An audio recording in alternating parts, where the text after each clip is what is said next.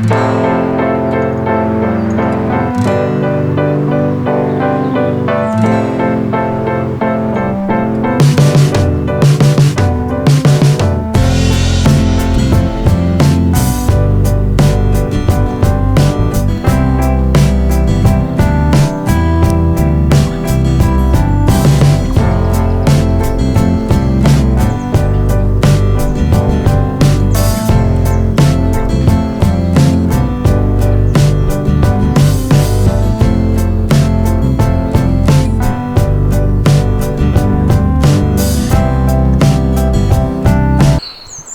everybody and welcome back to the vlog.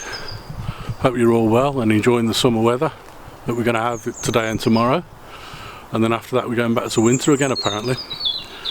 So today, as you'll probably have guessed by now, I'm back in my local nature reserve and I've come here to carry on with the One project which I introduced last week, which involves limiting one of my shooting options in camera to encourage and kind of improve my own creativity when shooting. Today, as promised, I'm going to be shooting every image in this vlog with the same shutter speed. Now, I've had a bit of a think about exactly which shutter speed I'd like to use and where I was going to be taking these shots. And I know that around this nature reserve, having been here before, there's only just one single path that runs all the way around the nature reserve, and in some parts it's quite narrow, so it could be quite difficult to get a tripod out, and for that reason I want to be able to shoot handheld with some of my photos. Now to do that, it means I'm going to have to choose a shutter speed that allows me to shoot handheld, but one that I can also shoot using a tripod if there's space to do so. So I've chosen to shoot every image at 1/125th of a second, and by doing this I'll ensure that I can get sharp shots in every image and I won't get any movement. So I'm going to start making a way around the nature reserve now and see if I can find a few shots that I can capture.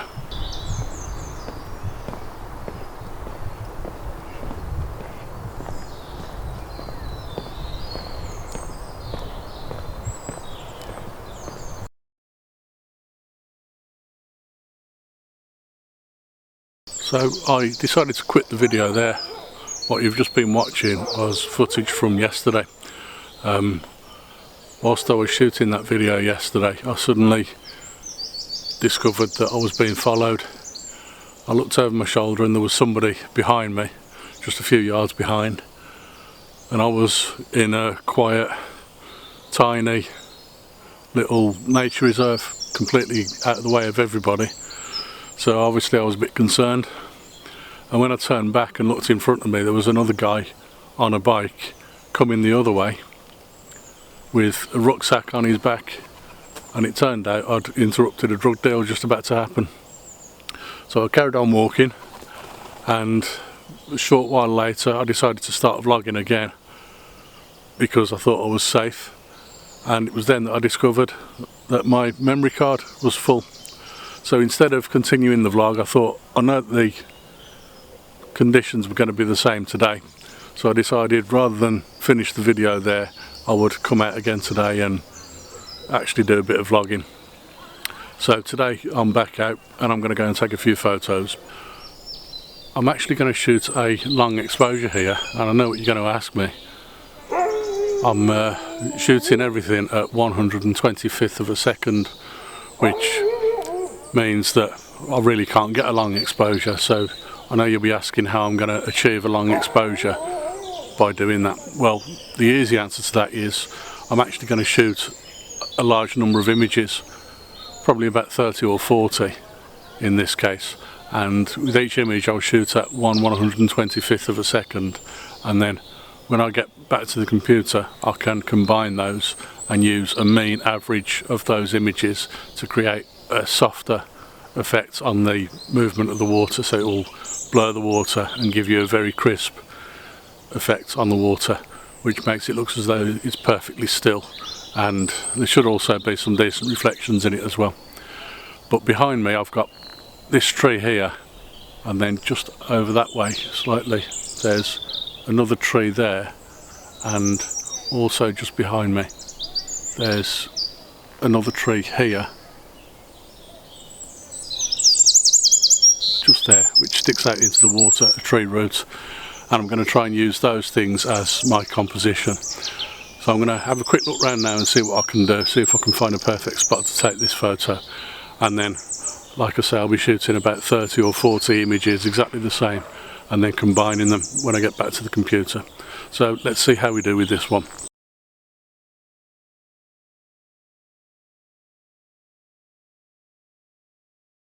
That's those images taken now. I'm going to try and move on and see if I can find something else to shoot. Those images were all shot at 1/125th of a second, f5 with an ISO of 100, the base ISO, purely and simply because the light here is very varied because of the sunshine and the dark ground in front of me in the foreground. So I've shot with a very low ISO and a wide open aperture to try and get the best of that image. So I'm going to move on now and see what else I can find.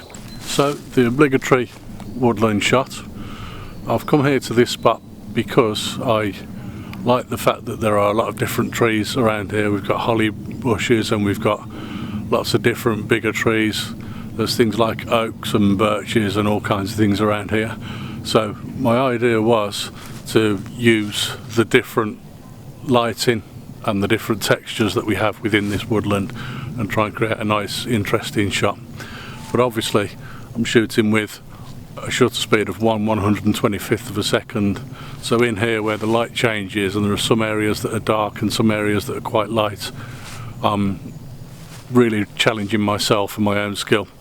I don't need to challenge the camera. I know what the camera can do because that will do exactly what I tell it to. Sometimes I think people wish that I would do exactly what they tell me to. Anyway, I've set up a shot here where I think I'm going to be able to take a panoramic sweep, and just behind me there are a bunch of trees where you've got some that are quite thick, some that are quite thin, and they've all got different colours and different textures, and I think it's going to make a really nice panorama. But obviously the difficulty is here that there's a huge variation in light and dynamic range, so I'm going to have to try and find a way to capture that whilst using a very quick exposure. So let's see what I can do here.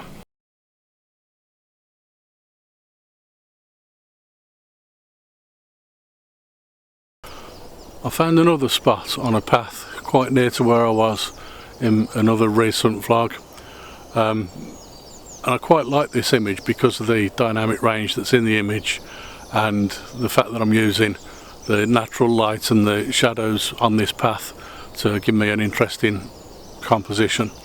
So just behind me you'll see that path runs along behind me, and just over my shoulder there's a very slight S-curve in the path, which is kind of interesting in itself, and I'm using the path to come in from the right hand side, right hand bottom corner of the image, and then work the way through the image.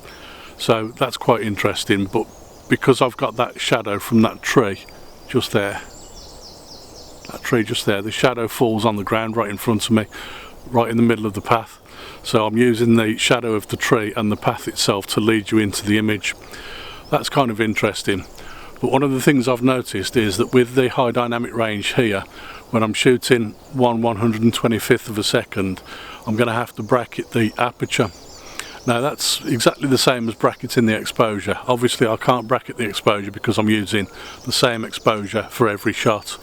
So what I'm doing is bracketing the aperture.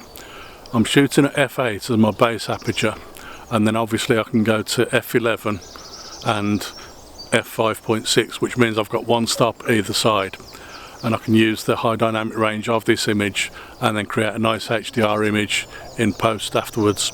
So I hope you like this one. Whilst I'm standing here taking that image, I also turn around and look back along the path where I've just walked down, and that path there continues on up.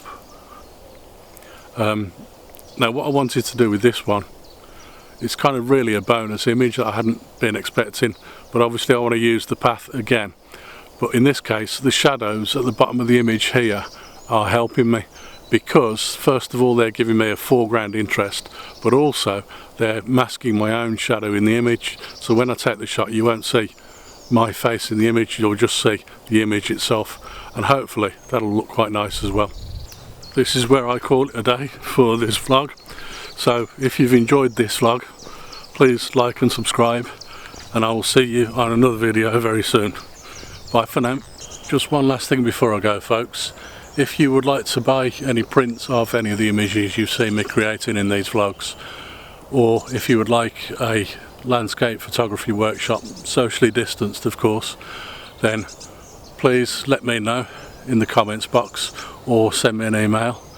All of my contact details are on my YouTube channel, so you'll be able to contact me via that as well. Thanks again for watching, and I'll see you again soon.